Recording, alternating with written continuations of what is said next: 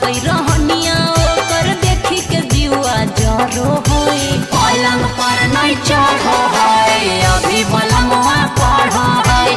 पलंग पर नहीं चढ़ो है हमर बलमुआ पढ़ो है। सन हकई रहनिया ओकर देखी के जीवा जरो होई। ऐसन हकई रहनिया ओकर देखी के जीवा जरो होई। पलंग पर नहीं चढ़ो है अभी बलमुआ पढ़ो है। पलंग पर नहीं चढ़ो है हमर बलमुआ पढ़ो है।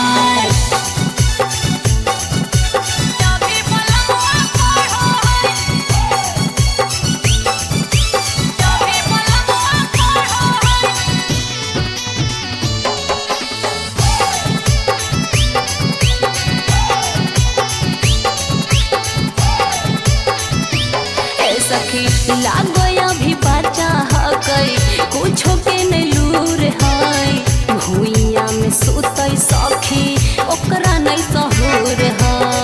ओकरा नहीं सहूर है। लागया भी बचा हकई कुछो के नहीं लूर है। भुइया में सुतई सखी ओकरा नहीं सहूर है। रोजे रोजे रात हमर ढोढ़ी पदियावा बारो है।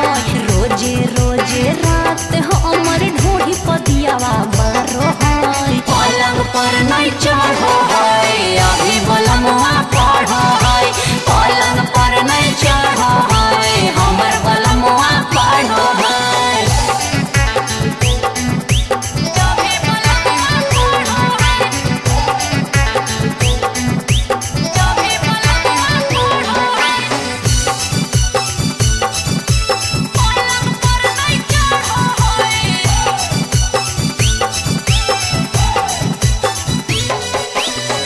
अगिया जवनिया के हमर नहीं बुझो है।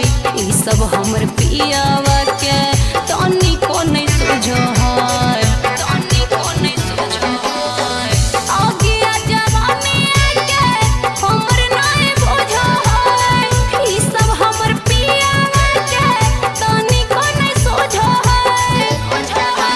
कहो हियै जब बात तब हमरे से उलाड़ो है। कहो हियै जब बात तब हमरे से उलाड़ो है। पलंग पर नहीं चढ़ो है अभी बलमुआ पढ़ो है।